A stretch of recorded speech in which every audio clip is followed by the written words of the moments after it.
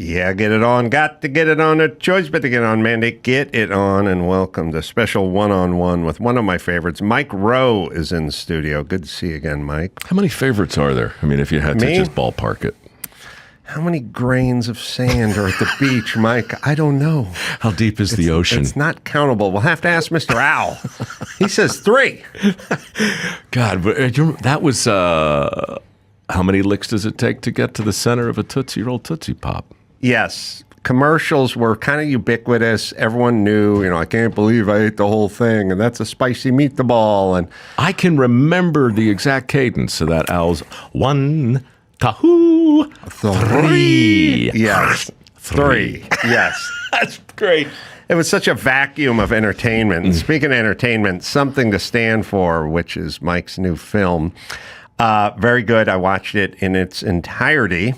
And it was, and the reason I say that is when you interview somebody, you will oftentimes watch the trailer for the film. Sometimes you will watch 8 minutes of the film. If it's engaging, you might make it to minute 21 or 22. Loved your book jacket cover, Mike. Love that cover. Yes, yes. And you'll probably notice that during interviews for films, especially films that are an hour and 40 minutes long, the discussion will be focused on the first 13 minutes of the film. It's not a coincidence, right? Right. So I couldn't get it onto the television screen. I got it onto the computer screen, and I thought, well, now this is even harder because it's hard to last.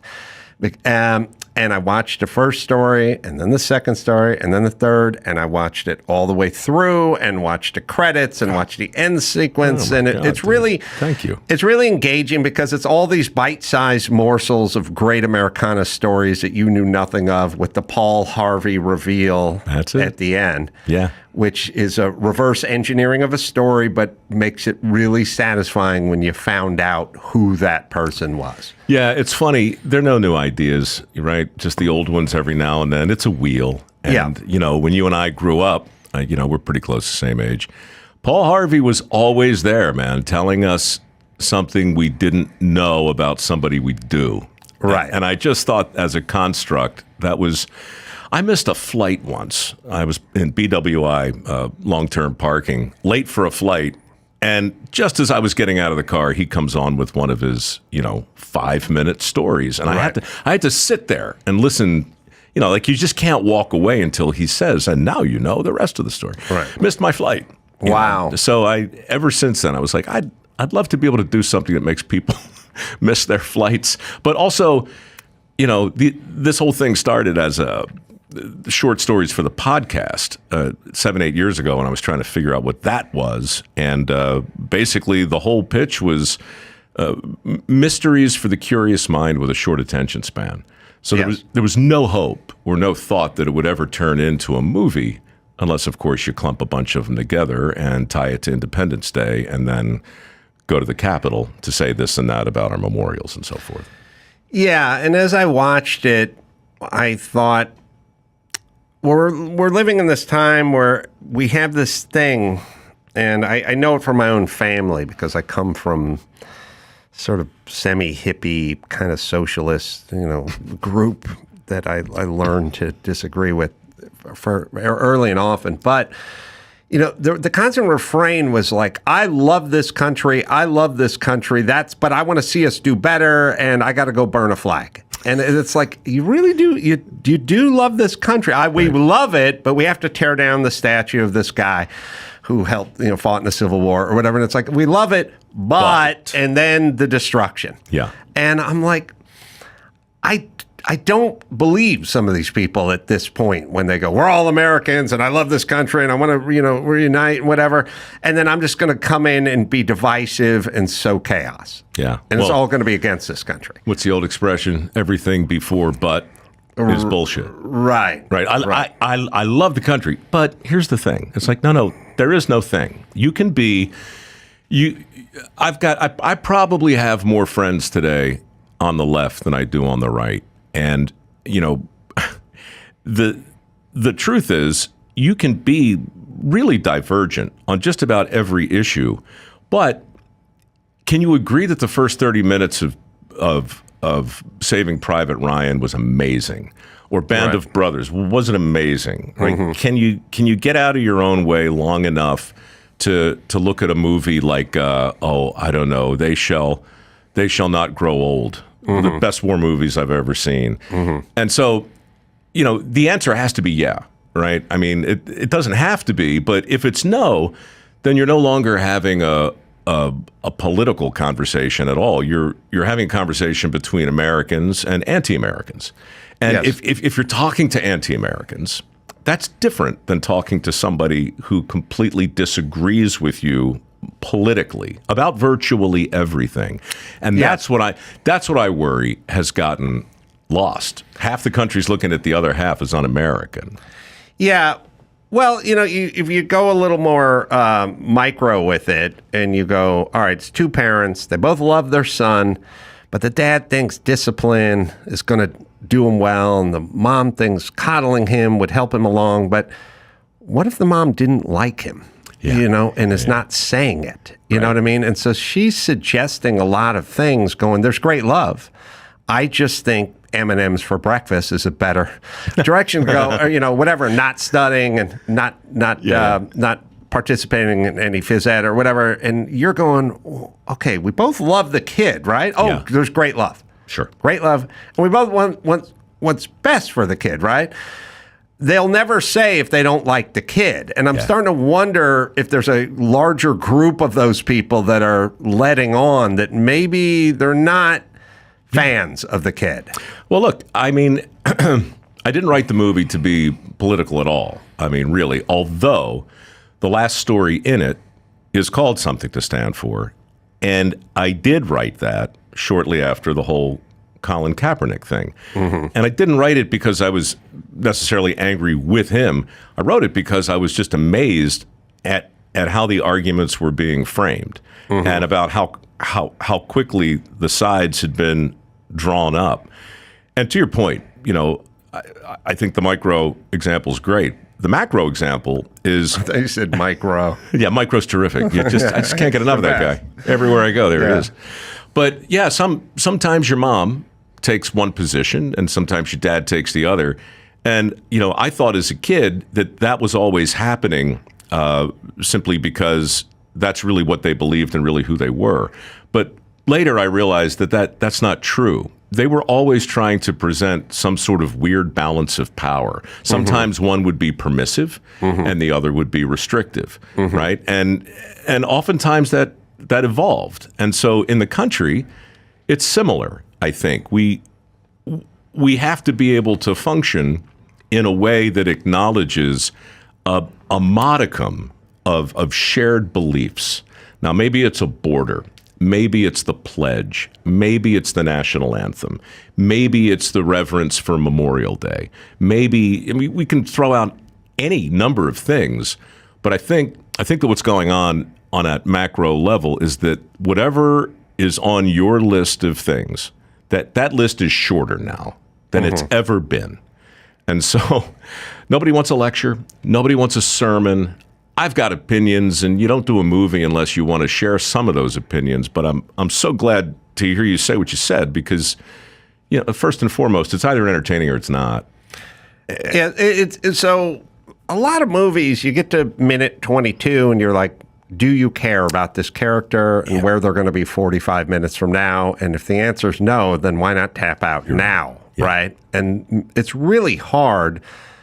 Because I've made a few movies, it's really hard to stop 15 minutes in and go, do you care? Yeah.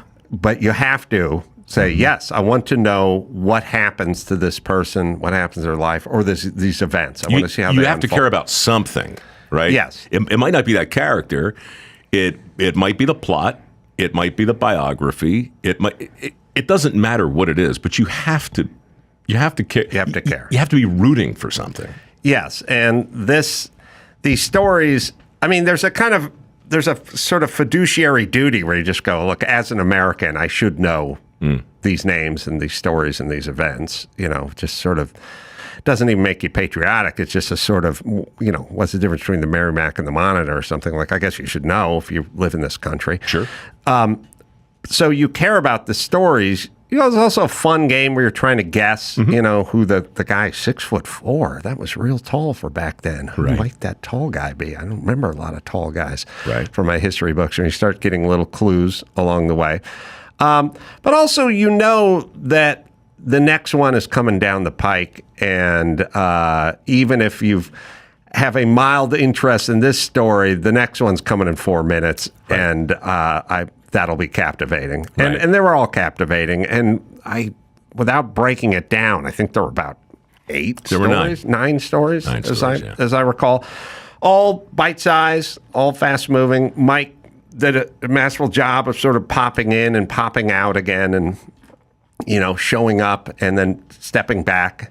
And just thoroughly enjoyable. And I think I would say you'll be a better American and a better person if you watch this movie. Holy crap, dude. Yeah. Can I put that on the website? Yes. Can that be your official quote? That's my official quote. Oh, no, something to stand for.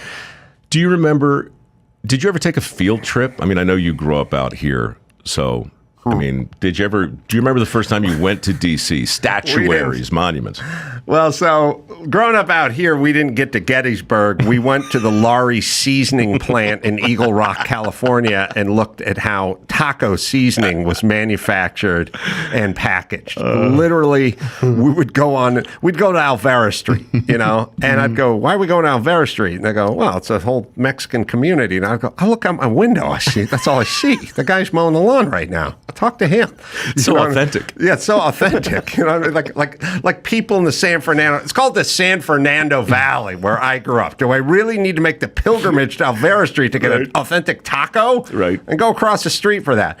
We did a lot of that. The first time I went to D.C., I lived a very poor, meager, blue-collar, as you know, life, construction site kind of working man kind of stuff, drove a truck and everything for my whole beginning half of my life, and then finally got into show business, and at some point went to our affiliate, WHFS, I think it was, in D.C., probably around 97, 98. I was probably...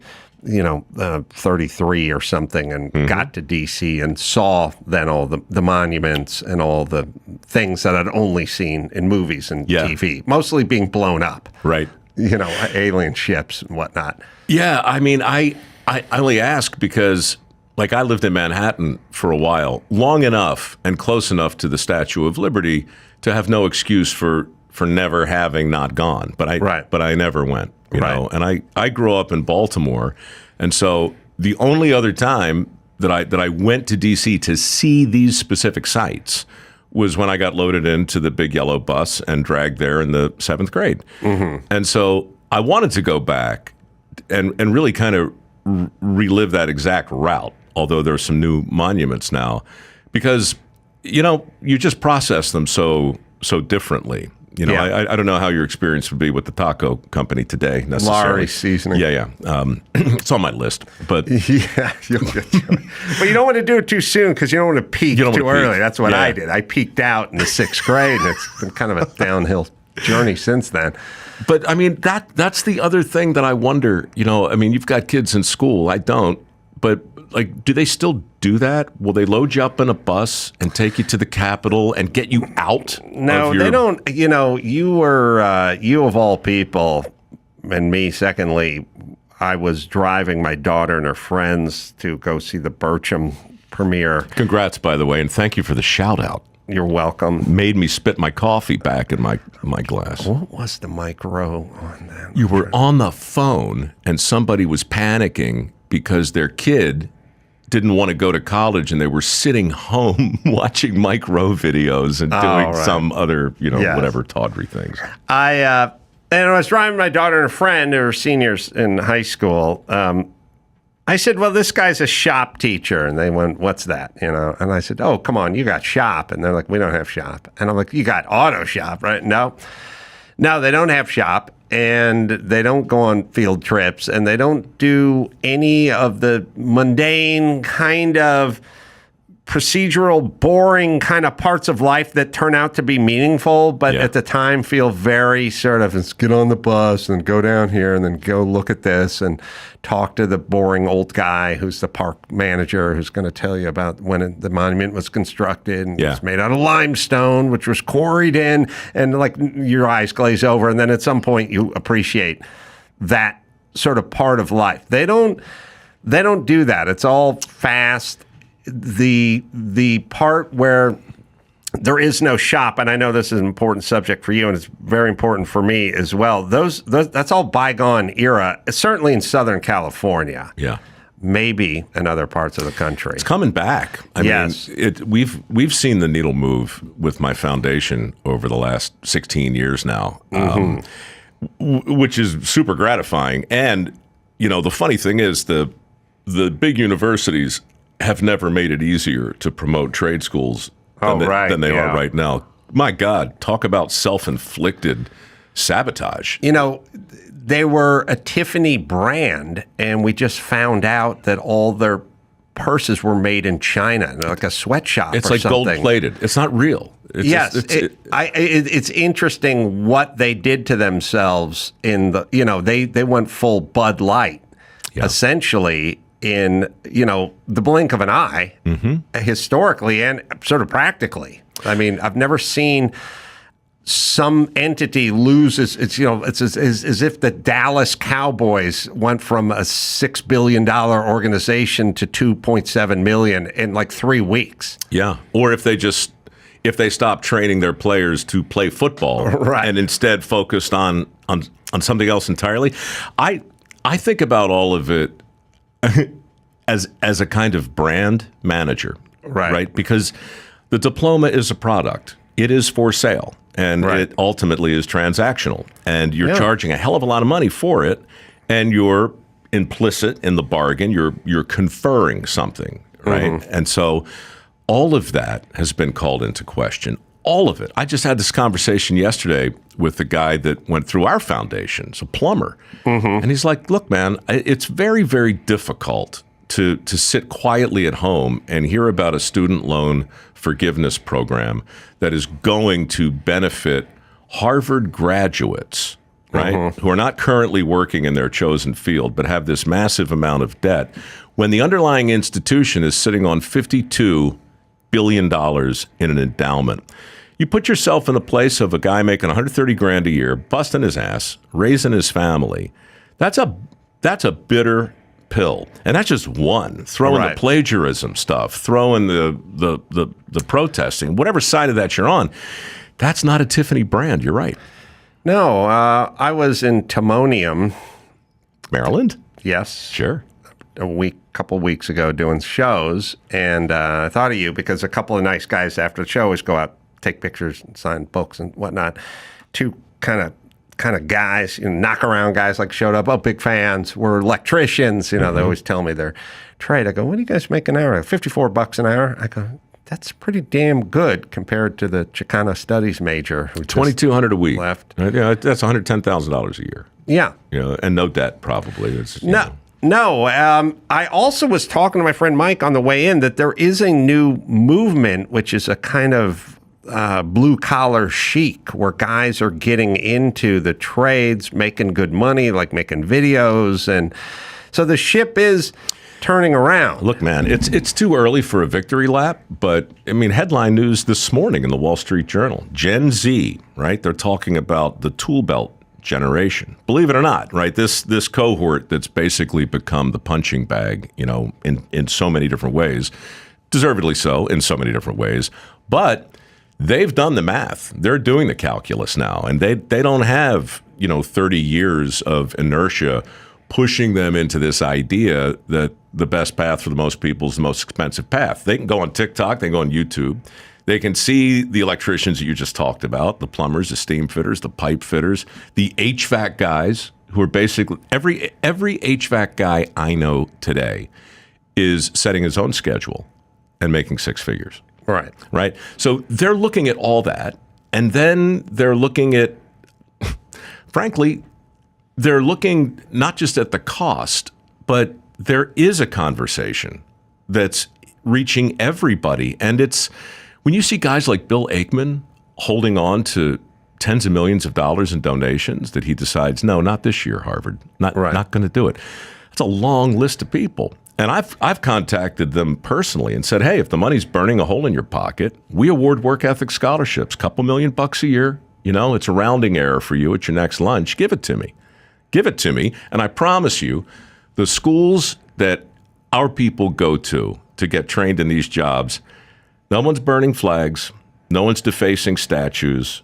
No one's, it just doesn't happen there. Right. Because they're focused on doing something that's so much more primal. Well, you know, they have an engagement that comes with using your hands and sort of being on your feet and also using your mind that takes up most of your bandwidth versus sitting in the cubicle and sort of doom scrolling and trying to figure out who to blame next for whatever event happened around the world or here. Yeah. And I don't think that people understand the relationship that has with mental stability. I see it all the time. I'm a little bit of a broken record, but I work with the blue collar folks and then I work with the creative folks. And then when something like COVID comes around, I see how they respond, and the blue collar guys handle it a lot better emotionally. Yeah. And something I want to talk to you about is I had this thought, which is we used to have a relationship with danger, and you work. Your mind works that out when you work on a farm or you work building a skyscraper, Brooklyn Bridge, or whatever it is. It's like every single tool that I used presented some benefit with some danger. And so it was always a kind of a like, well, I could use the router to round over and break this wood edge, but the router's pretty torquey and it'll bite you. The routers kind of quietly. Routers are the hippos of the tool world, which is they quietly fuck up more people than you think. You know, they're not the tigers. The tigers are like the table saws, but the spinning blade stuff. But it's really the ones that'll bite you. But so you sort of weigh it out, and then you go, should I wear goggles? Should I wear ear protection? Should I wear face shield? This piece of wood that I'm taking this router to. Should I clamp it down, or can I just kind of one-hand it, sort of press it down?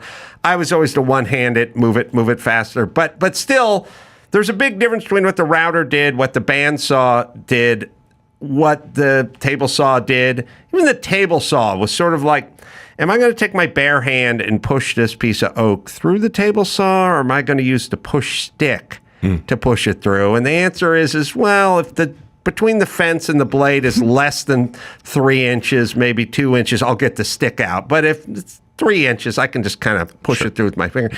But it was a lot of constant weighing of danger.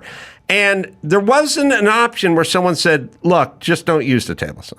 You just cut it by hand. That's the safest way to do it. You'd go, yeah, but it takes so long. I'm just going to do it that way. What I'm going to do is I'm going to weigh the danger versus the speed of whatever it is. And every time you'd work on the side of the house, it'd be like, well, it'd be safer if you set up the scaffolding. Yeah, but that's going to take a while. How about I just lean the ladder? Okay, but don't reach out too far once you're leaning that ladder. Maybe have someone hold it, whatever. So we've got away from that. We all got into cubicles. We all started crunching numbers and working in this sort of imaginary fields. And then we lost our relationship with danger. And so when something like COVID came around, we went, shut all the schools, go home, and stay home. And everyone was like, I need to cut the wood. And they went, no, we're going safe. We're going as safe we can be it. It's like, you want to make it as safe as you can make it and keep the schools open, not as safe as you can make it and go home. It's the unintended consequence of a safety first culture. Yes. Right? I mean, safety first is everywhere. Safety first, if you Google it, you'll see banners. You can't find a Fortune 500 company who won't tell you at some point in time that their goal, their number one priority is to look after their people and to keep them safe. In the vernacular, too. I was leaving a movie theater at night the other day, and I was like, the lady was by the door. She goes, stay safe. And I'm like, I'm just walking to my car in Culver City, and then I'm going home. What were you going to do? What do you think I was about to attempt? Rev up that motorcycle and drive see if like I can, a nut, have a few drinks. See if I can clear those buses at Wembley. I just flew in, on a big carrier you've been on 1,000 times, and on the back of the seat in front of me, it said, "Your safety is our priority." Right. Now, that's a lie, right? That's what happens when actuarials and HR get together with attorneys. They lie to you, and they tell you absolutely that, nothing breeds complacency faster than thinking somebody else cares more deeply about your well-being than you do. Right. So the unintended consequences of a safety-first culture led us to do a special on dirty jobs. This was back in 2008, I guess, called Safety Third. Mm-hmm. And boy, did it piss people off, right? Because it told the truth. It said, look, wouldn't you like it if the pilot came on and said, "Hey, folks, welcome on, strap in, good news. My name's Frank. I've been married for 20 years to a wonderful woman. I love her. I got 3 kids, and there's nothing in this world that matters more to me than seeing them." So just so we're clear, my priority during the next 4.5 hours as we defy gravity and fly through the air in an aluminum tube is to get home to my family. You people are strapped in and along for the ride. Congratulations. Don't give the flight attendants any crap. I'll see you on the ground. That would fill me with so much more trust, affection, and most importantly, common sense than the big giant bowl of warm milk they hand you. Right. You want the truth of the plane? Take out your ticket, flip it over, and read the fine print, the carriage of travel, where you basically understand that you are taking your life in your hands. And there are a great many physical forces at work here that may or may not conspire to get you to your destination and so forth. The truth is now in the fine print. The lie is big and shining and right in your face and on billboards. And look, what you're talking about, there's actually a lot of science in it. A guy named Good, I believe, up in Canada, wrote a piece on homeostatic risk years ago. And the short version is this.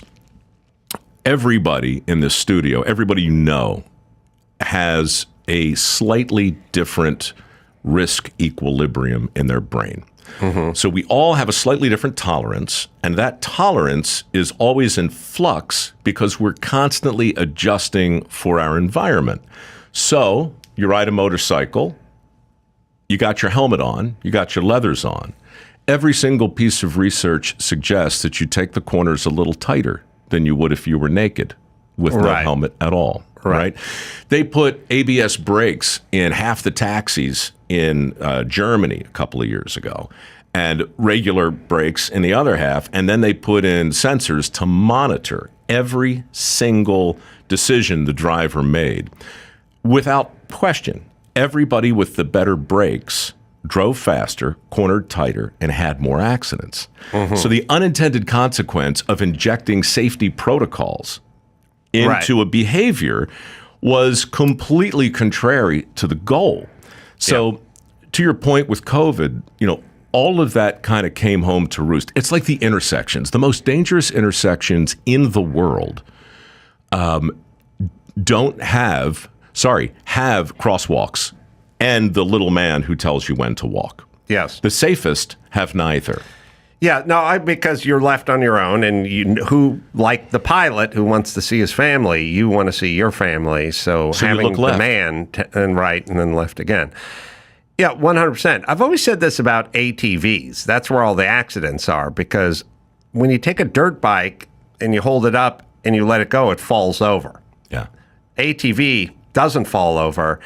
And I've seen, plenty of guys riding the dirt bikes with the chest protector and the Jofa and the helmet and the elbow pads and the gloves and everything. And I've seen plenty of guys on ATVs with a 12-pack in between their legs and like flip-flops and board shorts and their son, sitting on the 12-pack, no helmet, no shirt. And you're like, that's how these guys get fucked up, because there's some illusion of this thing is safer. It's in a weird way. We're there on many subjects. For instance, most people, I would reckon that most people who live in Southern California, let's just pick Santa Monica. Most mothers would rather their teenage sons, smoke pot than vape tobacco or nicotine. Mm-hmm. And it's like, well, one of those things is going to screw the kid up badly. The other is nicotine and water vapor. Right. But they've waged a campaign, and it's been effective. And I've had many a conversation when I'm like, it's just nicotine. It's like caffeine, And the other thing has 10 times more THC than it had 10 years ago. Yeah. And is really going to screw up your 17-year-old son. But that's their relationship. And that's sort of the same with the ATV. They go, I don't want my kids smoking. Well, it's not smoking, it's vaping. Well, I don't want them getting addicted to the nicotine. Okay, Yeah. but the nicotine is inert. Like, it doesn't do anything to them. Now, let them smoke the weed. That's natural. The other thing, too, that factors into this is our love affair with compliance, right? Yes. And, the great truth that only now exists in fine print is something along the lines of just because you're in compliance doesn't mean you're out of danger. Right. And this is it's a different kind of a trap, but it happens all the time. I remember once on Dirty Jobs, not once. I mean, this is why we did the special.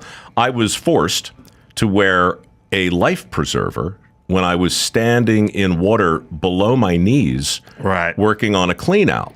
Right. Simply because it said, if you're standing in water over 6 inches, you must have a life preserver on. Right. All right. So that's just stupid. It's not dangerous. It's just stupid. What's stupid was a couple weeks later, I was up on a roof. We were hot tarring a roof. You ever done that little slice of heaven? Hot mopping. Jesus Christ. Yeah, that's the worst. It's the worst. It is hard work. Yeah, because you bucket up liquid tar. First off, And gravel, man. the fact that you do a shower in 2024, and there's a very good chance you're going to hire a hot mopper to come in there and mop that pan. They have synthetic stuff now and all that, but basically a hot mopper. Tar is the oldest substance known to man. It's like an asphalt. It's like the oldest thing on the planet. Yeah. When it finally cooled, there was tar before any other substance on the planet. And yet there's a guy in 2024 with a mop, by the way. Smearing It's it around. not a tar mop. It's just a mop. Yeah. And he's just got a bucket of this liquid tar, and he's just going to mop it up. But sorry, you're up on the roof. Well, except now we call it asphalt because we're evolved Yes. and modern, which is Yes. a great word if you break that down, right? But it's Ass still and fault. I mean, it's perfect. They still call them hot moppers, though, don't they? They're still hot moppers and they're still fiercely proud. But we wound up doing this job. My favorite hot mopper is the guy standing over the smoking kettle, and he's got a cigarette hanging out. And he's putting the molten tar with the tar, You're not literally gonna the believe tar. this. You're not, no one believes this, but I swear it's true. We were leaving an ostrich farm in Victorville, and we were on our way. I was on my way out of LA, going home. The crew was with me, and we drove past that guy on the side of the road, standing there, cigarette in his mouth. It was 6:30 in the morning, and it was already hot. Right. And he's smoking a cigarette, and I said, guys, pull over, man. We just have to talk to this guy. And he turned out to be the owner of the company, and he knew the show, and he was like, man, we should do something together sometime. And I'm like, how about today? So we scramble the troops, and we do this whole show on roofing, and it was great. It was it was to this day, it's the only episode of Dirty Jobs that has no VO in it because it's simply not necessary. Right. You just follow the action and watch in wonder as these guys work circles around each other. Well, when we were done, there was another roofing job going on right next door, and it wasn't hot mopping. It was just these guys. It was a sloped roof, and then it sort of leveled out about 5.5 feet off the ground. And I went over and talked to that guy, and I said, look, I want to shoot some stand-ups over here so we can get an angle of the thing we just shot. Can I use your roof, basically? He's like, yeah, absolutely. So the crew's with me, and we go up there, and I come down this roof, and, they're super, super safe. They've got all the lines in place, and I'm tied off because at the top, I'm 50 feet up. But down on the flat part, where I'm 5 feet off the ground, I'm 5 feet off the ground. Right. So I take all my gear off, and I turn to the camera, and I start to say what I'm going to say. And guys, the safety officer runs over and goes, whoa, stop. We can't film this. I'm like, can't film it. He goes, well, you can't film it unless you're tied off. So, all right. So I take the lanyard, which is one of those stretchy ones, right? Mm-hmm. So it's about 4 feet long, but it stretches to another 4 feet. Right. Now, I can see you're doing the math in your head. I am now in compliance. I am tied off with a 4-foot stretchy lanyard about 5 feet off the ground. Right. Now, whether or not I should be tied off, we could debate. But nobody in their right mind would say that a piece of rope that is longer than the fall. Right. So I make this point, and the guy's like, he literally looks at me and smiles and goes, well, safety first. And I said, what the hell are you talking about? And he said, it's just compliance. We have to, this must be done. And the reason I'm ranting for a bit is because what's happened in the last couple of years in our country is exactly that feeling. That common people who are aware of their situation have looked around and said, why am I being forced to wear a lanyard that will not break my fall? Right. And the answer is because it's a law, it's a rule. And when you ask a country of people to follow a long list of rules that are no longer rooted in anything that seems like reality, then you're going to push reason to the precipice. And before long, you're going to have conversations like the one you just had with Riley Gaines, who I talked to last week, too. Oh, yeah. Amazing. Yeah. And the whole country is going to be sitting here going, look, I'm looking at the fastest female swimmer in the world, and she appears to have a penis. Now, Right. what do we do with that? Do we acknowledge it or don't we? And there's going to be a price to pay for not acknowledging it. Well, I was shouting at maybe Dr. Drew earlier today, which I do. I drive and I yell at him. What is he up to, man? Every time I go on the internet, he's always working out with that guy whose name I don't know, with the abs and He's working out and talking to me on the phone. That's about all I know. I can't speak for the rest of his life. But I'll ask him. Tell him I said hello. And Mike said he's shredded, man. He's always been Dr. Dreamy. But, I said to him, a lot of this stuff I don't like, because when people go, what's wrong with, so just tie off, you're 5 feet above the ground, who cares, just tie it off, put the vest on, you know what I mean? Just put the mask on, but it's paper, and the person who's telling me to put the mask on has got it twisted around their ear, and now there's a 7/8 gap. I can see their mouth move when they're telling me I need to wear, just do it, like, what's wrong with it? And I said to him, I feel this way about Pride Month or writing symbols in the streets or end racism in the end zone or something. I said it satiates, and I don't want it satiating. I got an airbag in my car so I can text while I drive. Like I'll be safer. You know what I mean? And it's like, no, you shouldn't be texting and driving. You're having an illusion of safety. So this we've declared that February is Women's Month. Mm-hmm. Okay, so now we have Women's Month. Okay, but are there problems? We're celebrating women. And it's like, okay, but that's not specific enough, and it may not fix the problems that we're looking to fix, but it satiates. And then so everyone goes out, does their march, goes home, says, what were you marching for? They go, I don't really know, but we're done. And I'm like, and then March is here, and we're all handsy and rapey and disrespectful. That's again. right. March rolls around. Right. Yeah, now it's our month. So the payback's a bitch, ladies.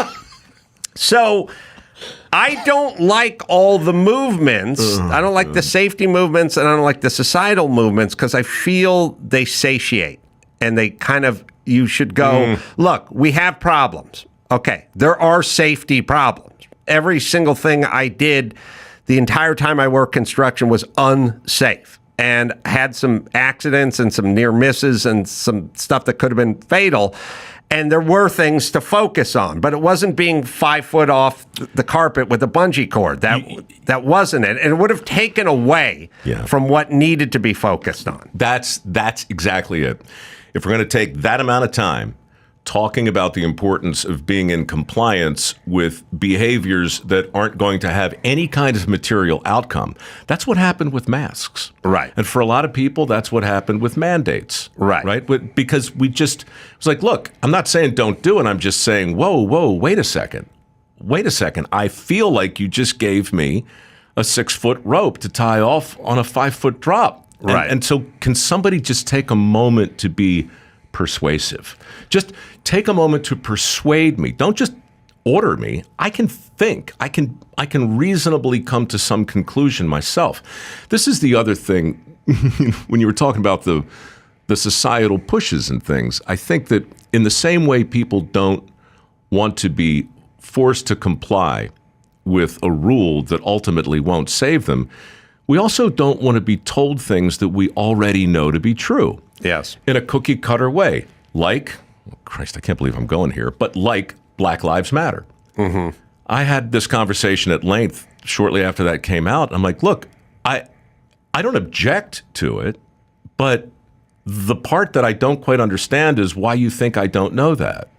Well, you don't know me. And it also suggests that we live in a sort of evil society, which is the example I would use is if I just turned on sports and watched European soccer matches and there was scrawled on the field, "End malaria," I would think, well, Argentina's got a problem with malaria. I would think so. And evidently, it's a pretty big problem. Big problem. Because I'm seeing it everywhere.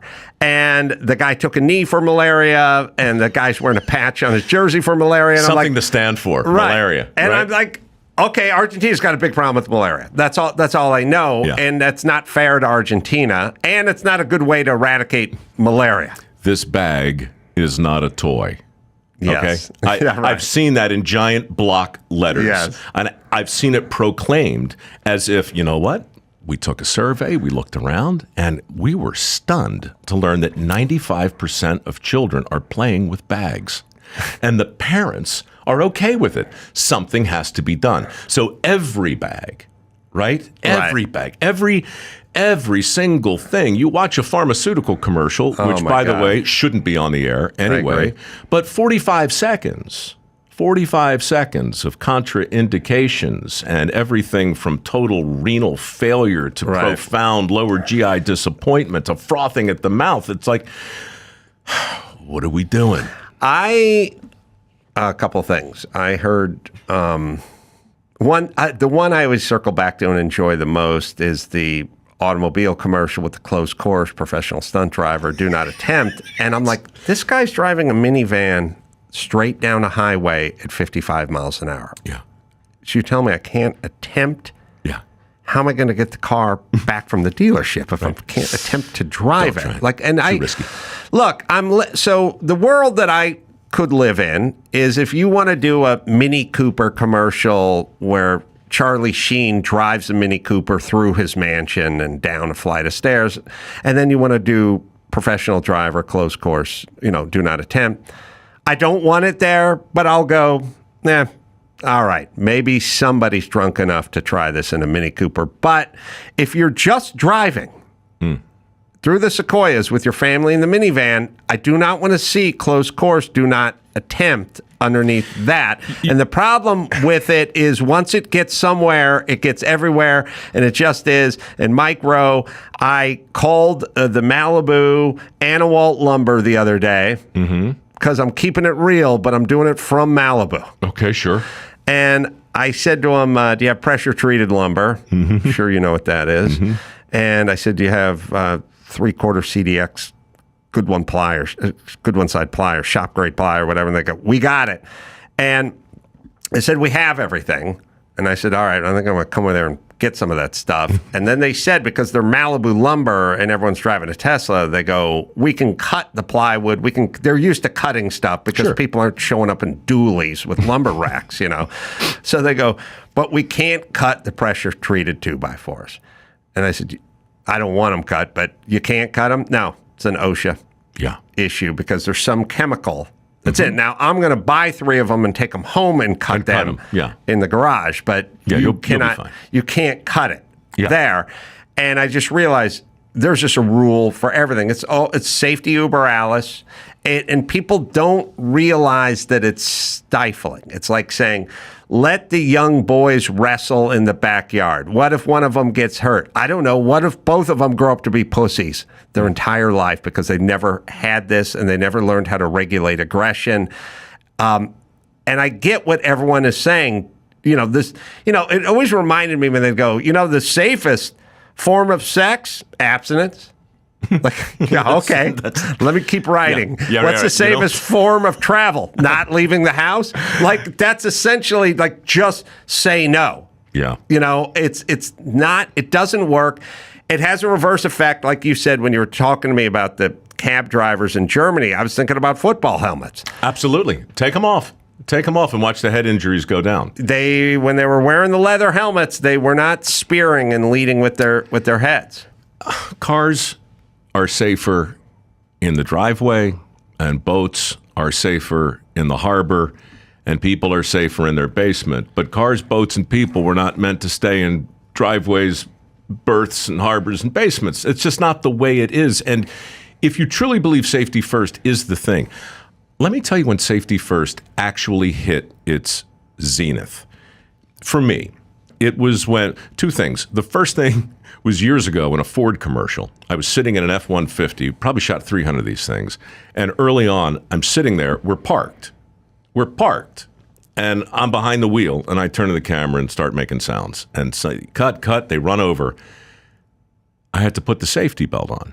Oh, right. Now, the car's parked. And off. Oh, and off. It's off. It's not even running. It didn't matter. Ford's policy was, you're in the car. We can't possibly show you. I mean, it wasn't even a conversation. We can't show you in a car and not buckled up. So that's the infantilization of society. But I thought of that moment a few years ago when Andrew Cuomo stared into the lens and was asked to explain the logic of the severity of the limitations and the lockdowns he had just ordered. And he said something along the lines of one person. No policy, however draconian, can be deemed wrong if it saves the life of a single person. That drives Dr. Drew. I found by the way. So I'm screaming. I'm screaming too. I'm like, okay, here you go. Eliminate left-hand turns. Drop the speed limit to 15 miles an hour, right, and mandate helmets for all drivers. Guess what? You just saved 35,000 lives a year. Right. Why haven't you done that? I completely agree. And the problem is many people in our society nod their head when I remember, I don't know why those pops in my head, but I was doing a crank yankers call once, and I don't even know who I was talking to, a mortuary or something. And I just said, I lost my mom. And I said, no child should ever have to bury a parent. And they went, I know. Like, they're just like nodding along, and I realized, you understand, I just said complete nonsense to you, but I said it in such a way where everyone just went, oh, yeah, no. Yeah, if you lose one person, that's one too many, and whatever rules, I'll lock this city down and I'll end our economy if it means saving one elderly, arthritic, cancer-ridden person. I said to Riley when I talked to her, I said, you are the kid in Hans Christian Andersen's The Emperor's New Clothes. Mm-hmm. You are the one in the town square, surrounded by the townspeople, who finally said, look, I don't know what you guys are talking about. That dude's naked. Right. And, good for her, but the thing I'm really worried about, truly, is the townspeople. It's us. It's the townspeople. It's like, yes. You just put it right in my head when you were just sitting there nodding your head, because that's what the townspeople did. Yes, his clothes are so beautiful. Yes, right. It's so. Yes, no child should ever have to bury a parent. Yes, the bag is not a toy. Right. Yes. We are being coddled, and we are being infantilized, and it's happening like the frog in the boiling water. A little more every day. The temperature goes up and up and up, and I think you're 100% right when you talk about H. sapiens' relationship with risk. That's the only four-letter word that matters anymore, because without a willingness to assume it, the planes never fly, the cars never drive, the boats never sail, and we are still double masked and down in the basement forever and ever. I think, I'll take a quick break, but I got many thoughts. Mike Rowe's here, Something to Stand For, great new film. Comes out nationwide beginning June 27th, so please support this. Well, don't even support, just go enjoy it. How about that? That's great. Don't beg them. It's not homework. Don't beg them. It's fun. We'll take a quick break. Back with Mike Rowe right after this. Doomberg, the #1 financial newsletter on Substack. Concise, entertaining, provocative articles on energy and finance and geopolitics. More than 230 subscribers, 6 to 8 articles a month. I just read Cooking the Books, Exposing the Lunacy of the Green New Math. It's a good read, and I couldn't have read about this anywhere else. So visit Doomberg.com, Doomberg.com/Adam, and enter your email. You'll get previews of all the other articles and 5 free articles in a welcome email to get you a flavor of what Doomberg is all about. That's Doomberg.com/Adam. Get the 5 free articles. Doomberg.com/Adam. All right, back with Mike Rowe. I got in an argument with someone over the week when they were talking about signing some piece of paper, and the person didn't want to sign it. And then I said, I wouldn't have signed it either. And then they said, why don't you sign it? There's a lot of just do this thing. And I said to the person, I can't say that because this warehouse we're sitting in, and I'm not saying this to impress anybody, but we need to sort of slowly claw back our society, sort of one person at a time. And Riley Gaines is great. There are more people sort of bubbling to the surface that are able to speak a little sanity to a world that's just given away to the lawyers and legislators and stuff like that. But the warehouse you're sitting in right now, I bought this warehouse in 2002. And it had a tenant in it, and the guy did flooring work. It's always flooring guys in warehouse, but he did flooring. And it seemed okay guy, but I bought the warehouse, and I was anxious to put a wood shop in where we're sitting right now is where I built a sort of wood corral. And I wanted to put a hoist in the back and do some car stuff and all that. And I bought it, and the guy had 10 months left on his lease. But when I bought it, I had to introduce myself to the guy because now I'm the new owner of the building and he's got 10 months left on his lease. And I don't remember what the payment was, but he said, I'm looking for a new place. I'm looking to purchase a place. I said, oh, good, because I'm looking to move my tools in here. So when you find a new place, let me know. Grab it.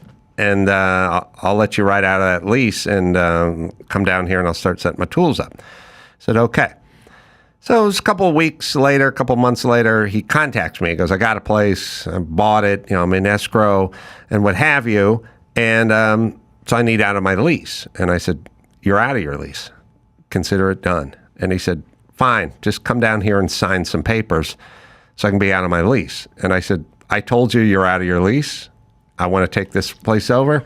And he said, yeah, but, I got 7 months left and that would be, $41,000 or something like that. I don't know what it is, but you got to understand, I got to protect myself. And I said, you got to understand, I gave you my word. I told you you're out of your lease and you're out of your lease, but I'm not signing anything. And he said, well, if you don't sign something, then I'm not going anywhere. I said, well, that'll be your decision. But I bet you do go somewhere. But I'm not signing anything, but you're free to leave. Yeah. And he just left. Yeah. And that was, 19 years ago. Yep. And we need a little more of that. I'm not a beacon of virtue. I'm just saying, I told you this. I looked in the eye, gave my word, and now we're good because I told you this. And we don't need to get lawyers involved with every single possible facet of life. Dude, my buddy Chuck is back there in your warehouse listening to this, just laughing because this has been my Sisyphean quixotic thing from the minute Dirty Jobs started. Everybody has to sign a release to be on TV. You got to sign a release to be on a podcast. You got to sign a release to do anything. And most people in the business understand, right? But still, Discovery had a release that I had to sign once that said something along the lines of, you agree to assign us the rights to this work product in all media created and yet to be created in all countries on planet Earth and all planets in the known galaxy and solar system and those unknown. Really? I swear to God. That is insane. Right. And so you look at what that. year was this? This was last Friday. No, this would have been 2004, I guess. Wow. Now, by comparison, that same year, a guy named Jeremiah Sullivan, who you should meet, he invented the shark suit. And I made one with him, those chainmail. Yeah, right. And then we tested it. So, you make the chum, the sharks come, you jump in the feeding frenzy, and you let them bite you, right? Now, that release was amazing from his company. It says, I agree that I'm about to engage in a truly ill-advised behavior. I agree that the odds of getting bit are roughly 100%, and that some very bad things could follow, including my death. Wow. That's it. That's it. So like the first release, you laugh because it's so absurd, right? That you sign it anyway. That thing actually made me go, hey, whoa, you're telling me the truth. Just like the back of the carriage ticket. Right. Right? Just like the sign on Mount Washington that says, last year, 12 people died on the other side of the sign. That's how quickly the weather changes. You should turn around right now. Right. Like, people still know the truth when they hear it, and we're starved for it.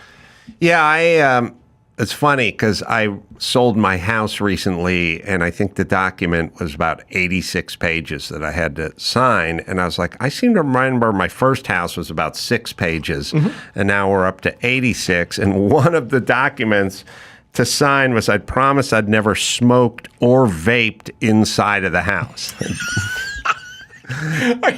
What about indoor plumbing? I mean, is crapping okay? That's there's a fill in the punchline, God, Lord, du jour. But it's just, it's lawyers, more lawyers, scared people, a lack of dignity, a lack of character, and a lack of sort of, my word was my bond. I mean, one of the stories you chronicled in the movie was a guy who was slandered by someone who went with a pseudonym in the newspaper, and he challenged a guy to a duel. Oh, yeah. And it's a great story, but I mean, people had dignity, and it was a big deal for people. So, my word is my bond. I wondered, I didn't live back then, obviously. I hope it's obvious, but, I wonder if the existence of dueling, which was really pretty commonplace, had a direct impact on manners. Oh, I think much like the helmets in football and the airbags and the crumple zones in cars, getting punched kept people in line. I don't mean duels, obviously more than that, but I mean just physically consequences. Getting just any consequence. There's absolutely right. So if you remember the show Truth or Consequences, sure. Well, you take the consequences out, there is no truth, right? Why? If you can behave in a bar with impunity, if you can walk up to any woman, right, and say whatever you want, and knowing that the monster of a guy standing there isn't going to lay a hand on you, that's not how the universe is supposed to work. And the story you're talking about, without giving anything away, it was pistols at dawn. The man who was slandered went to this anonymous, very famous person and demanded satisfaction. Pistols at dawn. And this guy, he doesn't want to fight a duel, but he doesn't want to apologize either because he didn't tell an untruth.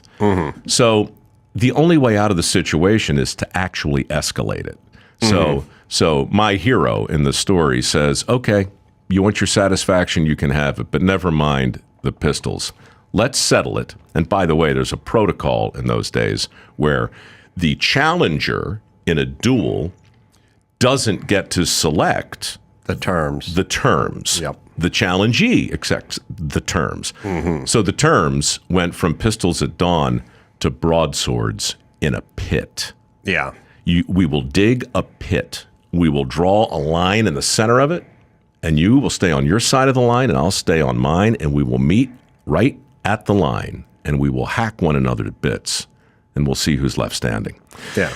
And now you can hear the sound of sphincters slamming shut, right? As people go, oh, now that's real. Yeah. Broadswords in a pit? Are you kidding me?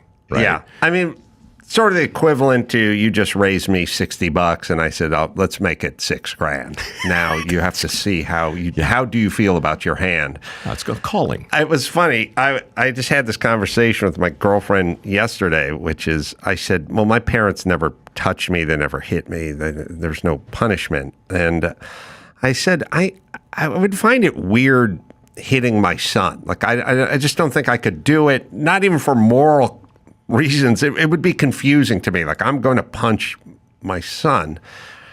And I said, however, then I've never hit my kids, but however, my nanny, my girlfriend brought up a story. She goes, well, yeah, but you like the story when your nanny smacked your daughter that one time. And I said, well, yeah, because my daughter spit on her and the nanny smacked her. Yeah. And I said, good. And she said, but you won't hit your kids. How do you justify that? I said, well, she never spit at her ever again. That was it. She spit at her one time, I don't know, 2.5, 3, whatever, got whacked and never thought about it ever again. And I thought, that's good. It's good for her too, because you don't want to go through life spitting on nannies. Yeah, no, it's bad. It's a bad look. Bad form. And the sting of the slap will wear off in 5 seconds, but she got a nice little lesson learned. And there's a cop version of that, and there's a societal version of that, and there's a guys, taggers and graffiti and stuff. There's a version of that we've decided that is no longer acceptable for anyone to get slapped. And my thing is no, spit in someone's face, get slapped, learn lesson, turn page, move on. It's called the broken windows theory, basically, right? You ignore the broken window in a neighborhood, and then there'll be more broken windows, and then there'll be litter. And the more litter there is, and so forth. And the next thing you know, you've got a real crime problem. Yeah. Right? So it's deterrence. It's the threat of violence combined with occasional violence. Right. My dad never laid a hand on us, but I'll tell you what he did, man. I remember driving down to Ocean City, Maryland, in the old Chevelle station wagon with the fake lumber on the side. His three boys. Woody. Yeah, loaded in the back. And we were just a nightmare, beating up on each other and just not behaving, not listening. I remember him sighing and pulling over and walking to the side of the road, and he took a branch off a tree, and he walked over to the car, and he just stripped off the leaves one at a time, and got it to a point where it was about a 3.5 foot long switch. And I could still hear the sound of that thing cutting through the air, And he got back in the car, and he put it on the dashboard.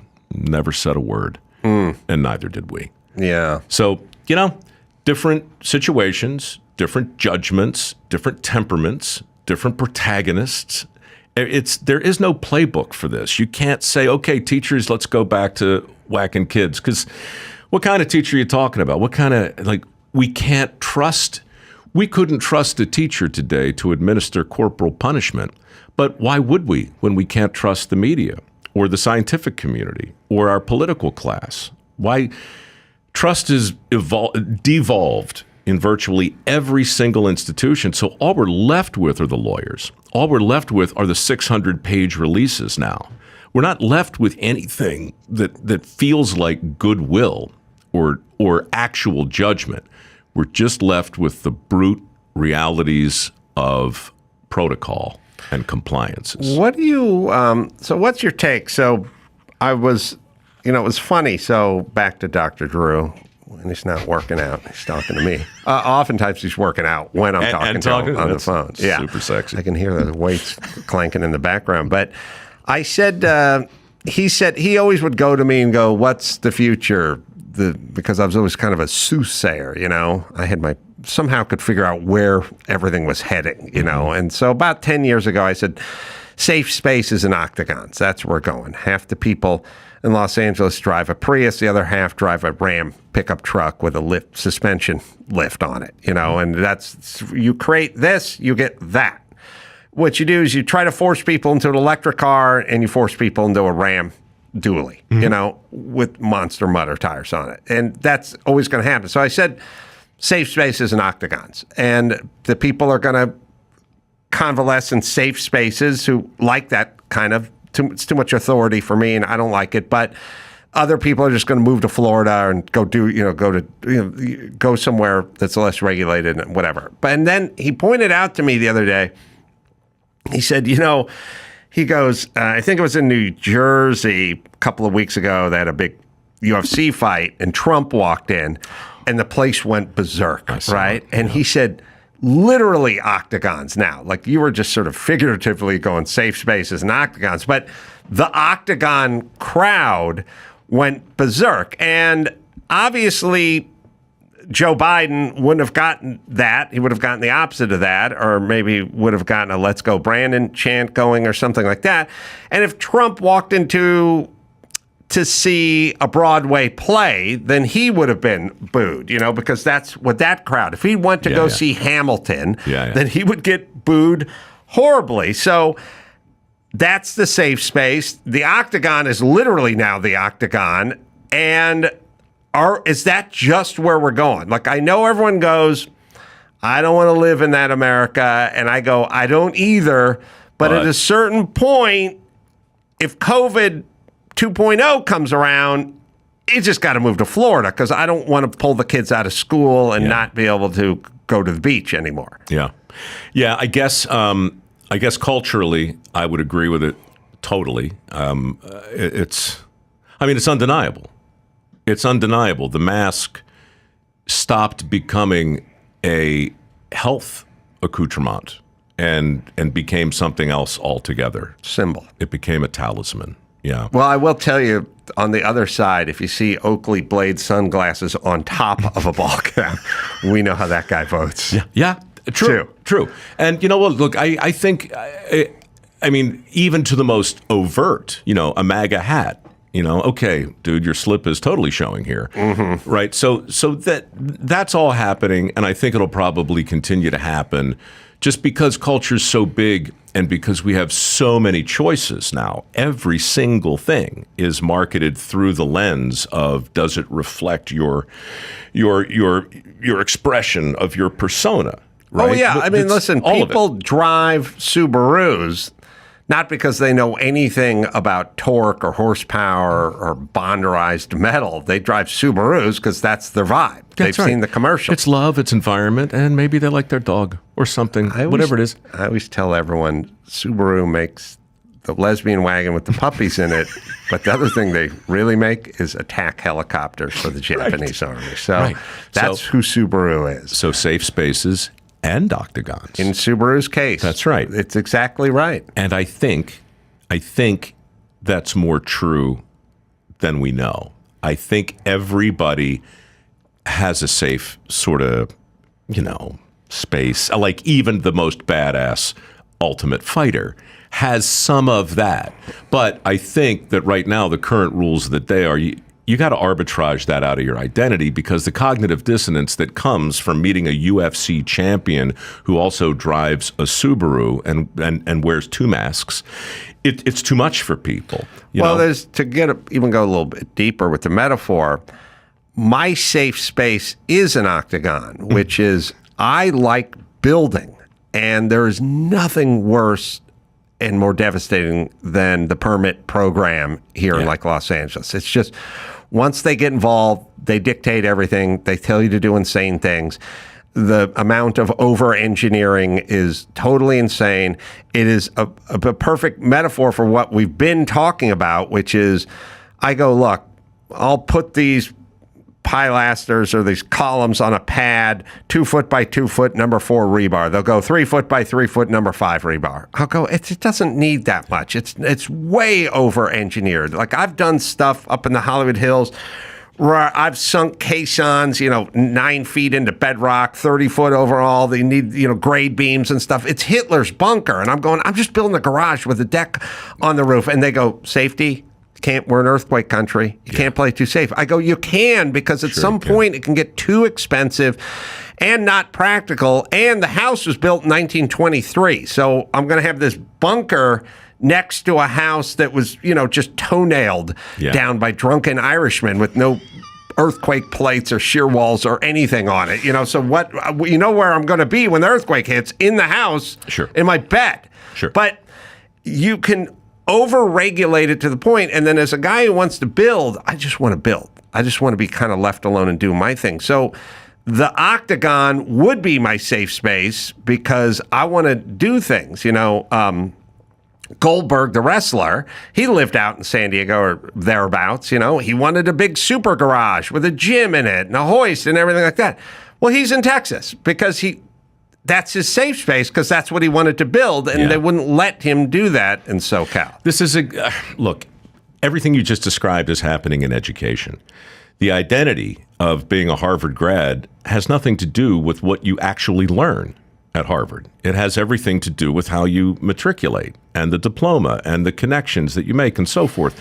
And likewise, UTI, the automotive school, right? I mean, it's all of those schools come with really different identities. And I think like the real tragedy is that I have a liberal arts degree. It served me pretty well. I got it in 1984, 2 years at a community college, 2.5 years at a state school, and it cost $12,500. Today it costs $94,000, right? And so the result is you can't, with a straight face, tell kids to go get a liberal arts education because while it's valuable, it's not priceless. And so a lot of people don't get it. And I remember, you'll remember this too, it's 2015, I guess, the Republican debates, they're all on stage, right? And Marco Rubio had a line. I forgot what the question was, but his response was, you know what this country needs? We need more welders and fewer philosophers. So the crowd goes wild. And later that night, I go on my social stuff, and thousands of people like, Mike, man, this guy's actually really singing your song. What do you think? And I'm like, no, that's not my song. I don't think the country needs more welders and fewer philosophers. I think it'd be nice if we had more welders who could talk intelligently about Nietzsche or Descartes or Kant. And I think it'd be nice if we had more philosophers who could run an even bead. I just say this because I agree with you. And if the safe space is here, and the octagon is there, and the Ivy League is here, and the trade schools are there, and we just keep separating the things that really make a journeyman, a true journeyman, or a Renaissance man or woman, right? That's what we need today, and that's my answer to your question. I mean, if you're like, what do we have to get back to? We have to get back to that two sides of the same coin thing, where we have our safe space and our octagon. And we know that we're both those things. I still get questions to this day from skeptics who look at my foundation and say, okay, yeah, great. You gave $10 million away to help train the next generation of skilled workers. That's nice. But how do you explain the 8 years you spent in the opera, Mike Rowe? Mm-hmm. What the hell was that? And all that business at QVC when you were selling those things in the middle of the night. You must be a sellout or some sort of fairy singing in Italian.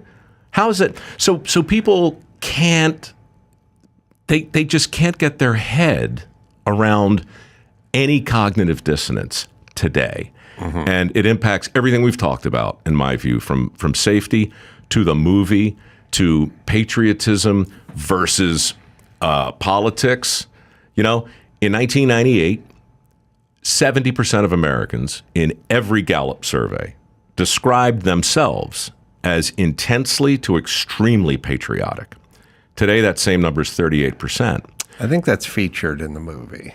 I may have mentioned it, yeah. I may have mentioned it. I'm just hoping I don't have a tumor, because I heard your voice say that recently. Yeah. And that's good.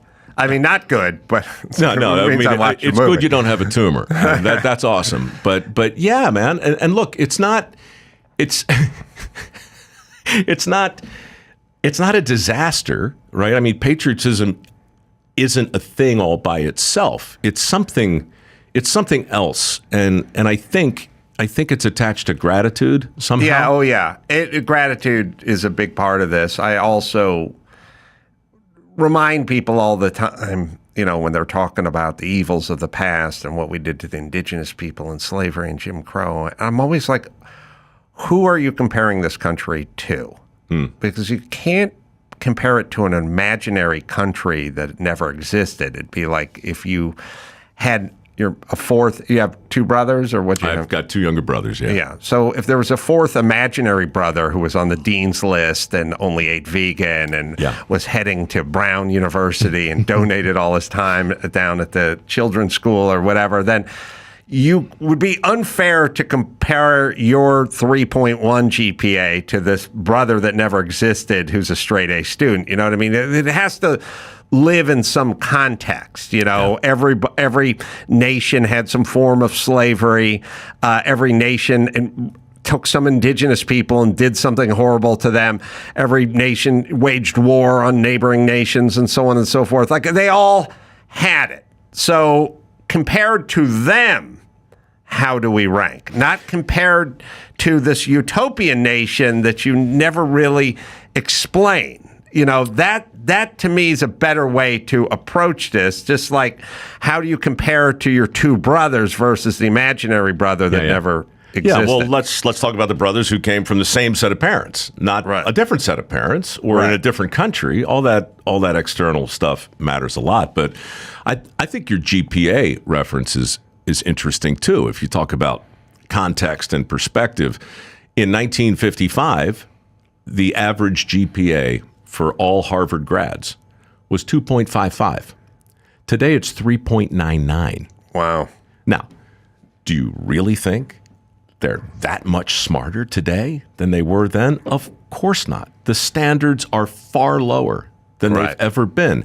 And inflation is not just a thing that impacts the cost of getting that degree. It's infecting the grades themselves, right? Like inflation, what do they call it? Credential inflation. Right. That's a thing. And it's as real as the phenomenon you're talking about. The thing I wonder about all the time now is, what in the hell is your great grandson going to think when he looks back 165 years at 2024, right? Which statues of today's beloved figures in current media are going to be pulled to the ground? Who are we going to look at? Like, what are we going to think of, I don't know, meat eaters? Right. 160 years from now, are we going to look back? Is there going to be any grace? Is there going to be any charity? Will your forebears have the ability to judge you in the time you're living in? Or will they simply look at your virtues and your vices, and then based on your vices, eliminate your virtues, and then just scold you through the mists of time? Well, there's, in the Bible, I can't remember which character they're talking about in the Bible, but they say he was a great man in his time. And even the Bible figured, we need to add a little something, that he wasn't just a great man. He was a great man in society, in the society he lived in it when he lived in it. Right. Which you need to do that. And we need to one last quick break, and I'll answer all these questions and pose more with the great Mike Rowe right after this. Homes.com knows that when it comes to home shopping, it's never just about the house or condo. It's about the home. And what makes a home is more than just a house or property. It's the location. It's the neighborhood. If you have kids, it's also schools, nearby parks, transportation options, all the above. That's why Homes.com goes above and beyond to bring home shoppers the in-depth information they need to find the right home. And when I say in-depth, I'm talking about deep. That's right. Each listing features comprehensive information about the neighborhood, complete with a video guide. They also have details about local schools with test scores, state rankings, and student-to-teacher ratio. They even have an agent directory with the sales history of each agent. So when it comes to finding a home, not just a house, this is everything you need to know, all in one place. Homes.com. Homes.com. We've done your homework. O'Reilly Auto parts. Well, in the business of keeping your car on the road. That's what they do. Friendly, helpful service and parts and all the knowledge you need. I love these guys. I've always, even before they became a sponsor, a million years. I mean, back when I was renting a house up in La Crescenta, I'd always go to O'Reilly up there on Foothill Boulevard. Still there. Just passed there the other day. Always get my stuff from O'Reilly. Thousands of parts and accessories in stock, either in-store or online. Check engine light. Is that on? Well, don't ignore it. O'Reilly VersaScan is a free diagnostic service that provides a detailed, easy-to-read report. Need wipers replaced or a brake light fix? They can help you find the right part or point you in the nearest repair shop so you can get it done that way.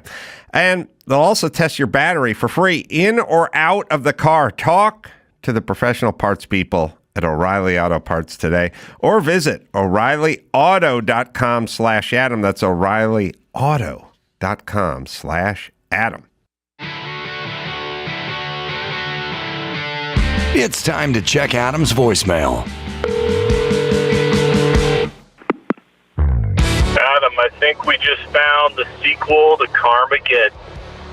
The city of Franklin, Tennessee is deploying self-driving mowers to mow all the parks. So computer-controlled lawn mowing for each of the parks. How long till someone hacks that satellite and sends a rogue going around running over dogs and people's feet? This idea has legs, man. You can leave us a message at 888-634-1744. Mike Rowe in studio, Something to Stand For is the name of a very, very interesting and entertaining film, out nationwide, June 27th. So we're talking about life, and we'll continue a little bit longer talking about life. I think there's an inherent problem in how you're judged in the future because people are narcissists and it's running wild in the streets now. And so when we get to a point 156 years from now when everyone is eating synthetic meat and we found out that cows have feelings, then it's going to be very easy for all the virtue signalers to go, oh my God, I would have never eaten meat. Like all the people who have inserted themselves into the, they look back and they go, I would have been marching arm in arm with Reverend King across the bridge and all that. Sure. No, you wouldn't have. You would have been at home or you would have been throwing a rock at them. No. But everyone does the I would have, whatever. And this is a sort of retrograde sort of version. Well, not retrograde, but it's a way to collect some glory by saying, I wouldn't have eaten the meat and I would have been the one who walked arm in arm with Dr. King across the bridge. There's a lot of that. It's cheap. It's cheap. It's totally convenient. It's completely easy.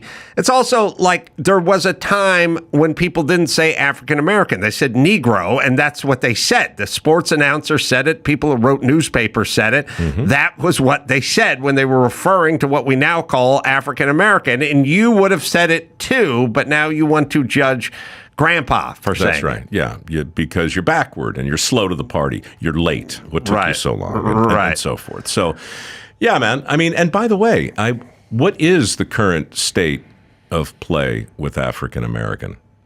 I think you can say black, but if you say the black, then you're back in hot water again. If you put the in front of anything. In front of Jew or black. Or gay. I mean, you can't put the. No. You can't use the. No. It's a constant movement. It's a constant correction. It's like pronouns. It's just there to trip you up. I think so. Yeah. And that's why I think it's the fault in our stars. We can't help it. They were probably doing that in 1865. They were probably looking back at 1700 going, oh, Visigoths. Yeah, well, barbarians. when you hear people writing from 100 years ago, 500 years ago, 1,000 years ago. It's a lot of kids these days. It's sort of, right. It's 12:22, and you're on kids these days. What are you going to do? Yeah, what are you going to do with these kids? Man. I look, maybe maybe it's not as bad as we think, simply because everybody's armed, not with a gun, but with a camera and an Instagram page. Maybe we just see more of it. Maybe it's just all, I don't know if the Heisenberg principle, the uncertainty principle, the act of observing a thing changes a thing, all that. Well, here's the question. And this is another one I always talk to Dr. Drew about when he's working out. We got to get you guys back together, man. Is it just us because we're this age, and every heterosexual male throughout history who gets to our age goes, oh, these kids, what's going on? And then so there's a party that goes, maybe I'm just entering this category sort of chronologically, and I'm listening to DJ Khaled going, I don't get it. I don't get it. But maybe your dad was listening to the Beatles and going, I don't get it. And then there's another part that goes, well, wait a minute, the Beatles are good. You know what I mean? DJ Khaled sucks. And so I was like, is this really on me? Which also happens a lot too when I was talking to someone who was 20 years younger than me about, oh God, I'll try to think of the name of the actor, comedian, Will Rogers. I said, Will Rogers. Never met a man he didn't like. All right. And I said, Will Rogers, blah, blah. They said, who's Will Rogers? I said, Will Rogers. He was the most famous actor, comedian, voice, of his era. Well, I don't know Will Rogers. I go, all right, well, you should. And they go, oh, well, because you're old. Okay, first off, I didn't know Will Rogers. It's incumbent upon me to know shit about World War II, even though I didn't fight in World War II. Haven't been to Moscow. Pretty sure it's there. Pretty sure it's there. Right. And so there's a lot of that going on where, okay, so because I know who Will Rogers is, this is on me now? Everything is connected. Everything is causal. Right. In that way. We talked a lot about risk before, and I think in this case, there's something to be said about certainty. Mm-hmm. And our absolute, we're just besotted with it. And I think as we get older, we're less impressed by it. Now, we might want to have it in our life because, certainty leads to comfort. But we're very, very long on it now, it seems. And I don't want to smear one demographic in particular. So I'll just smear the media. Everybody seems awfully certain about everything that's reported. Mm-hmm. You can hear it in their voice. You can hear it in the music that's behind them. You can see it in the earnestness of their gaze. Certitude. That's the thing I kept saying all through COVID. Where do you get the certitude? Ivermectin isn't effective. You know what hydroxychloroquine is, although you learn how to pronounce it 4 minutes before the camera went hot. Like, where'd all the certitude come from? Why not be a little agnostic? Like, I don't know. I'm not a doctor. Talk to your doctor. That's not, how about humble? Or humble. So I narrate this. I narrate a series called "How the Universe Works." Mm-hmm. I've been doing it for 10 years, which, by the way, we still don't know. Right. And the funny thing is, like, as a narrator, when I'm doing that show, I'm paid to sound like I know what I'm talking about. Right. No, I don't. Anybody who thinks about it is no. I just read what's on the page, and I try and do it with a level of verisimilitude that people think's believable. Every session, when we go back in to do a new episode, starts with pickups from a prior episode where information that I shared with the masses in a crisp, well-modulated baritone has been determined to be completely inaccurate. Right. Okay? And I don't mean like little mistakes. I mean like I went in to specifically announce the discovery of 2 trillion galaxies. Up until that point, we thought there were maybe 200 million, but new triangulation of various telescopes, Hubble deep fields, all the calculations, no, it's 2 trillion. We made a big deal of it. I announced it. The music was very impactful. The images, the CGI were great. Wow, big show. 2 weeks later, new data comes in. It turns out it's not 2 trillion. Well, how many is it? Well, it looks like it's closer to 100 million. Right. I'm off by roughly 2 trillion. Right. Okay? Right. But when I tell you that it's 100 million, I sound exactly the same way as I do when I tell you they're 2 trillion. Right. And that's what every newscaster does. That's what every reporter is doing. To find a measure of modesty and a little humility along with a heightened level of skepticism. That's what I'm desperate for. A media that'll hold our elected officials to the fire, no matter their party. A skeptical media who's humble but determined. And not only do I not find those qualities there, everybody has become infected, and we're walking around with these damn things, and we have our opinions. Phones. We got our phone. Yeah, I'm looking at my smartphone, and I know that I can find not just a Yahoo, I can find an expert to bolster whatever belief I'm going to try and sell you with all the certainty I can muster. And that's a hell of a thing, because we're all armed with the same tool, and we all have access to millions of experts who don't agree with each other about anything. And we're all cursed with a media that's lost all of its skepticism. Yeah. So you can't blame Joe Blow from Idaho for looking at a mandate and going, God, I would like for you to at least pretend to want to persuade me instead of just telling me.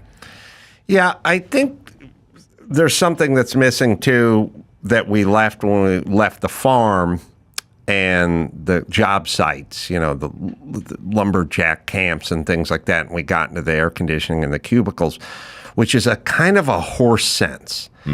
Just a kind of a old-fashioned sense that and when I say sense, I don't mean to ascribe something sort of mythical to it, but I'm just saying, like, when you build all day or you do things that are very pragmatic, then you tend to get more pragmatic. And then when you hear information that doesn't sound right, you make sense of it in a much faster way, regardless of what the expert is saying. When you hear mask up in between bites, you go, wait a minute. Quick question over here. I don't, how's that going to work? You know what I mean? Like you have a kind of a pragmatism, a logic, and a sort of horse sense all kind of mixed, all sort of commingling in the same brain, where you go, that doesn't sound right. What do you think we should do? Like today, when we look back at that, and now we've heard from Francis Collins, we've heard from Anthony Fauci. There was zero science in the 6 feet apart. Zero science, right? Right. Now, sure. I can still hear the certainty in their voices. Oh, yeah. When they told us, right? And Well, go down the it list. had a dusting of judgment, and there was certitude and certain amount of judgment. And shame. And shame, right. So there was sort of a, here's what works, and then here are the poor, Walmart shoppers who are clinging to their guns and their Bibles, who don't want to do what the voice of authority is telling them to do because I am science. Yes. Yeah. I like the pound of flesh exacted for them the same way I like my Olga, my nanny, smacking my daughter. Like, it prevents it from happening again. Yeah. And I've said it many times. Like, I'm not litigious at all, but if the ladies from The View are going to call, Kyle Rittenhouse a racist and a white supremacist, over and over again, then I would like them sued, because at some point another 16-year-old is going to come down the pike who you disagree with politically, and you're going to try to destroy him as well. And I wanted to slow your roll. Would you have sued CNN had you been in Rogan's place? I probably wouldn't, just more out of lethargy. Inertia. Then, my number one principle is lethargy. Entropy. And then principle comes second to that. But he should have, they essentially discredited themselves in that situation, to me. Lost, what they really lost is not a lawsuit. What they lost is, public I have trust. Young people who work in this building, and I've said to a lot of them, would you trust CNN now if they were coming out with something? They go, no, I wouldn't. And they go, what if I asked you that question 6 years ago? Would you? And they went, oh yeah, for sure.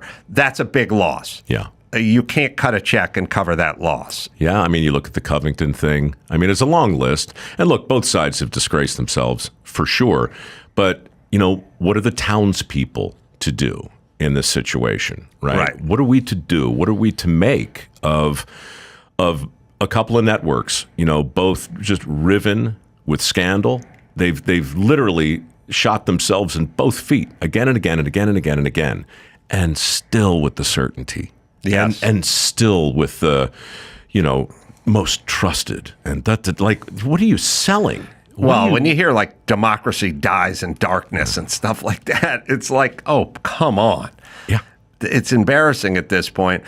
I don't look, I think when we were talking earlier back in the day, you would either drink Bud or you drank Coors. And now there's a million IPAs and everyone's got their own drink. And it's rare to see two guys who even drink the same beer anymore, which is not anything like our childhood, because it was like, by the way, people go on a beer run, you didn't even tell them what kind of beer. They're going to get beer, not your beer. Dude, that's just beer. That's so important. Like, it's small, but if you think about like tile and grout or brick and mortar, right? Either metaphor will work fine for me. Either way, we're going to need a sponge straw. So as a builder, no. You know the answer to this. But for the average person, they look at a brick wall, they see brick. But the whole thing's held together with mortar. Right. There is no brick wall without mortar, period. Right? And so when you look around at a sporting event or a backyard barbecue and you see a couple of dozen dudes standing around and 90% of them are drinking the same beer, that's mortar. Right. That's a kind of caulk that makes sense in a social setting. Rockefeller, the richest man in the world, went to church, and he sat in this wooden pew next to a pauper, right? And so we had these sort of egalitarian melting places where the country really could melt into some shared thing. Must-see TV, Thursday nights, water cooler moments, shared experiences. It just goes down the list. I sat down to watch something on Netflix 2 nights ago, and literally spent an hour looking for something to watch on Netflix. Not because there was nothing to watch, because there was everything. Right. And so we're drinking out of a fire hose. We're completely inundated with our own series of endless choices, whether it's a brand of beer or our particular show or our particular podcast. That is going to change for the same reason that life was simpler when you had 3 long-distance carriers, when you had 3 major networks, Yeah. It was everything's simple. Curated for you now, but Bespoke. I had this distinct thought earlier today. I was leaving my shop, and I thought it was a much simpler life when that was my life, and you just show up and you would just work. And there was no juggling or plate spinning going on. There wasn't 5 projects going on at once. It was just whatever was in front of you. And look, it'd be a pay decrease going back to that world. But as I was backing out of the driveway of my shop, leaving the guys who were working in it behind, I had a very distinct thought that it was probably a healthier. It was probably healthier. They say, this study that if you're shopping for television screens or washing machines, the 3 or 4 is good, but when you get past 7 choices, the person gets miserable and they regret their decision, Well, now we can apply that to beer and Netflix and girlfriends on Tinder and everything, right? I mean, it's every single thing. And too much choice probably makes the human condition a little worse, anxious. And a little anxious. Yeah, you either drank a Bud or a Coors, and you either a Ford or a Chevy guy. I mean, like when I grew up, on the job site, you're the Ford guys or Chevy guys. There was no Toyota. It's simple. It was simple. If you're not enjoying what you're watching because you're tormented by what you're not watching, yes, then you've entered into then that's called a sucker's bet. Right? Yeah, and right. You've been beguiled by choice. And again, in a social world where social media has eclipsed actual media, well, man, we're no longer are the townspeople fundamentally consumers. The townspeople are now broadcasters and producers and influencers, some legitimately. But all of us in our own right have curated our audiences, and we've decided who we wish to follow and who we want to follow us. And so we've got it so granular now that it's very difficult to know what to stand for, to shamelessly bring it back to me for a moment. But that, like, how do you figure out in this bouillabaisse of possibility, like, what actually matters? Should I be on Substack? Should I be reading Schellenberger and Taibbi, or am I better off just seeing what Dan Rather's still up to? Yeah, I know. I will. As we wrap this up, I will say this: you'll be much better off with a hobby. You find something to put your hands on and put together. I literally. We're now heading toward Laguna Seca and the vintage car race that I do every year.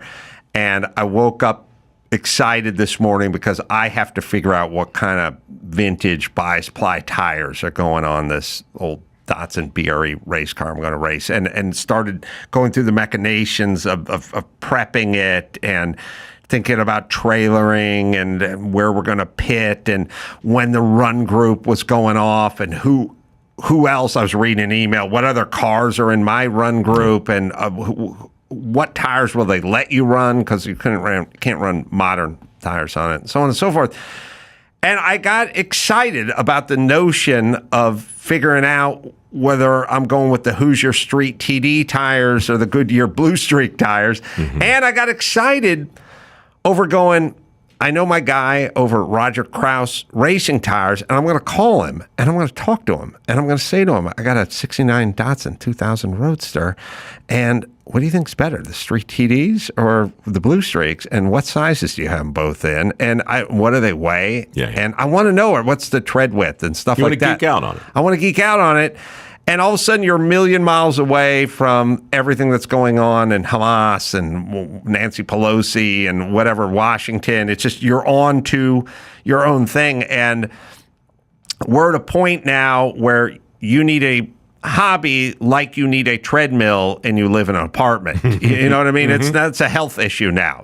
There's no more walking to the well 6 miles each way to get water. We have to simulate this thing now. And you're going to have to simulate this sort of tactile life that you don't need to engage in. And everyone's going to tell you, what are you wasting your time for? Don't do it. Let someone do it for you. Pay somebody to do it. And you have to ignore all that and do it yourself. Well, there's that. And then throw in the cloud and throw in AI and throw in your avatar version of yourself having a hobby, right? And then it's just like one level down. I mean, you're basically talking about job satisfaction in a way, I think. Yeah. And I love the word vocation. Mm-hmm. In fact, before it was shop class, remember, it was the vocational arts. Mm-hmm. The arts, right? Arts, right. And whenever you take the art away from a thing, then you're just left with the brute realities of the thing. Right. And that's how we got Votech, which led to shop, and then we walked it around the barn and shot it, and now it's gone. But this idea of marrying your vocation with your avocation, man, you want a little poetry to wind this thing down? Yes. Robert Frost wrote this. It was called Two Tramps in Mud Time. And it's a great poem. He's in his backyard, and he's splitting wood, which he loves to do. Mm-hmm. And out of the mud, two strangers come, right? And they're these lumberjacks, and they're hungry, and they've been living in the camps. They're lumberjacks, and they're looking at this guy doing something he loves, right? But they need, this is their job. So they ask him, can we cut this for you? Can we do this for you? This is what we do, and we're hungry. And so the poem is really a moral dilemma on what happens when love and need collide from different parties, which I think is happening a lot today. Anyhow, it's a long poem, but the end comes right up to this moment where he's been really propositioned, and he has to figure out what to do. And he says, nothing on either side was said. They knew they had but to stay their stay, and all their logic would fill my head. Because who am I to take another man's work for play? My right might be love, but theirs is need, and where the two exist in twain, theirs was the better right, agreed. But yield who will to their separation. My object in living is to unite my avocation with my vocation, as my two eyes make one in sight. For only when love and need are one, and work is play for mortal stakes, can the deed be truly done for heaven and for future sake. And I'm like, a lot of people know Frost, but nobody ever looks at that poem. And that is what's happening in our country right now. We don't know how to separate work from play. And the dilettantes are leaning too hard into play, and the rapacious capitalists are too hard into work, and everybody's all horribly confused. And in the end, man, sometimes you just have to walk out in your backyard and split some wood. And if you enjoy it, as Henry Ford said, chop your own wood. It'll warm you twice. God, that guy's good. He was good. Had a problem with the Jews, but he was, Repented sort of at the end. Yeah. And built enough bombers to win World War II. There's Liberate that. a few. That's good. A few camps where Jews were, so. You should write a poem about that, man.